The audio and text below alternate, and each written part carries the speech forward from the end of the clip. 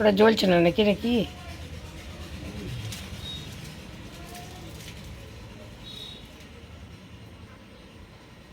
ওই যে কপ্পদানি আছে একটা কপ্প ওই যে কপ্পদানি আছে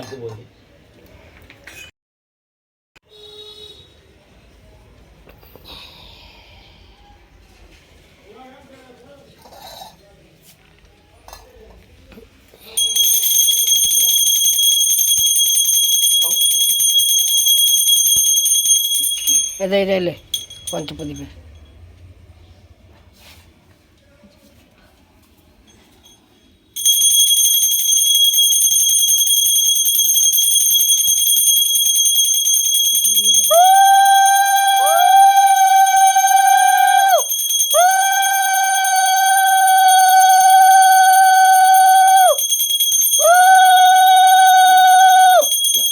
তো আছে নিচে একটু করে দিয়ে দিবে ফুল ঠাকুরগুলো। হ্যাঁ আমি দিয়ে দেবো, লাস্টে দিয়ে দেবো। বেশ দোকানে এতে আমি দিয়ে দেবো সব বেশ।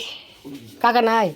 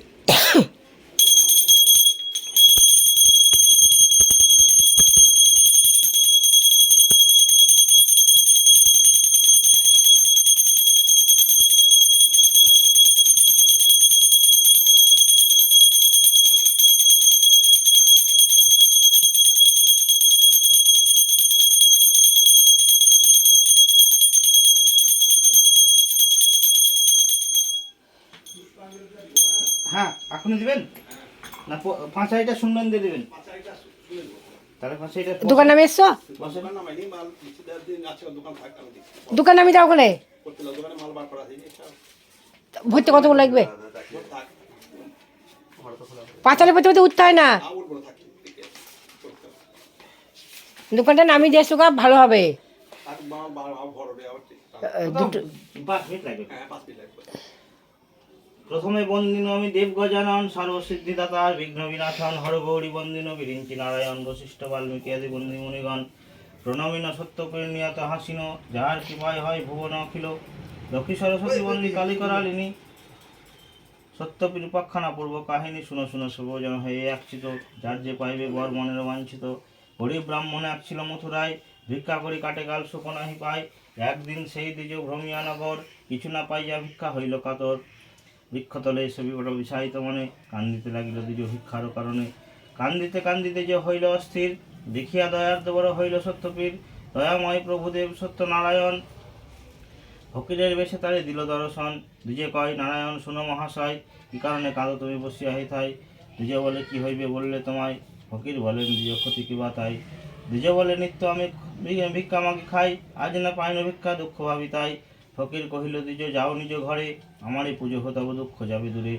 দ্বিজ বলে নিত্য পূজি শিলা নারায়ণ তাহা ভিন্ন না করিব মৃচ্ছ আচরণ হাসিয়া ফকির বলেন শুনো দ্বিজবর পুরাণে কোরআনে কিছু নাহি মতান্তর রাম রহিমে যেন নাহি ভেদাভেদ ত্রিজগতে এই দুই জানিবে অভেদ এত বলি নিজ মূর্তি ধরে জগন্নাথ শঙ্খ চক্র গদা পদ্ম ধারি চারি হাত মূর্তি হেরি দ্বিজবর পড়িল ধরণী করিল প্রচস্তাব গদ গদ বাণী দেখিতে দেখিতে পুনঃ ফকির হইল দেখি তাহা দ্বিজবর বিস্মিত হইল ব্রাহ্মণ বলেন প্রভু পুজিব তোমায় পূজার পদ্ধতি কিবা বলো হে আমায় ফকির বলে তবে শুনো দ্বিজবর পূজার পদ্ধতি যথা বলি অতঃপর বলিতে লাগিল প্রভু ব্রাহ্মণের তরে গম কিংবা তুণ্ডল চূর্ণ সোয়াশরী সোয়াশরা কলা করিবে আয়োজন সোয়াগন্ডা গোবাকার পণ সোয়া পান সোয়াশিরা চিনি কিংবা গুড় আর ক্ষীর তাহাতে সন্তুষ্ট হই আমি সত্যপীর চিনি আর ক্ষীর দিতে যার নাই শক্তি দুগ্ধহার গুড় দিয়ে করিবে ভক্তি, বসিবে সকল ভক্ত হয়ে এক মনে ভক্তি ভরে করিবে পূজন। পূজা অন্তে ব্রত কথা শুনবে শ্রবণে, ভক্তিতে পূজা করো শাস্ত্রের বিধানে। সত্যবীর বলি সবে মাথে দিবে হাত, নারায়ণ বলিয়া করিবে প্রণিপাত। প্রসাদ লইবে সবে শাস্ত্রের বিধান, এত বলি নারায়ণ হন অন্তর্ধান।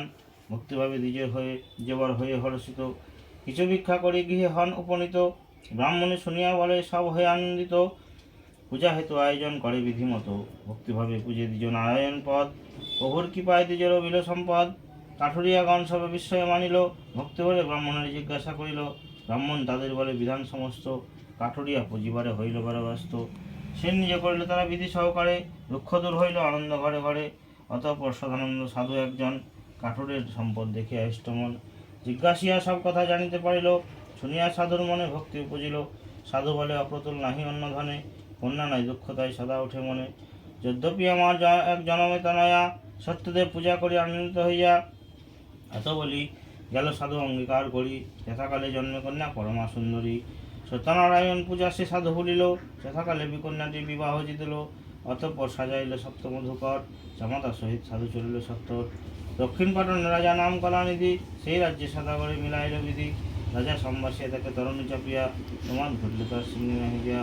রাজার ধন্য মান্দ্রামান্দ্রে ছিল, রাত্রিতে আসিয়া সাধু পরিপূর্ণ হলো। ফল পেয়ে রাজা তার তৈলুট করে, শ্বশুর জামাতা লই রাখা কারাগারে। রাজা দেশে কোটালে মথানে লই যায়, পাত্র অনুরোধে তারা উভয় প্রাণ প্রায়। কারাগারে বন্দী থাকে শ্বশুর জামাই, কহিব উভয়ের দুঃখের সীমানায়। এখানে সাধুর পত্নী আর তার সুতা, পতির বিলম্ব দেখে মহাশক্তিযুক্তা। সঙ্গতি বিনষ্ট হইল পড়িল দুঃখেতে, দাসিত্ব করিয়া খাই পরের গৃহেতে। একদিন সাধু কন্যা বেড়াইতে গিয়া, আনন্দিত যে গৃহে সিংহে দেখিয়া। সব শুনি কন্যা সীতা মানত করিল, পিতার প্রতি আসে কামনা করিল।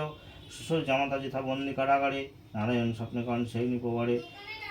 শোনো হে মহারাজ আমারও বচন, কলিকালে পুজে আমি সত্যনারায়ণ। সদাগর দুইজন শ্বশুর জামাই, বিনা দেশে বন্দি আছে তোমারও জানাই।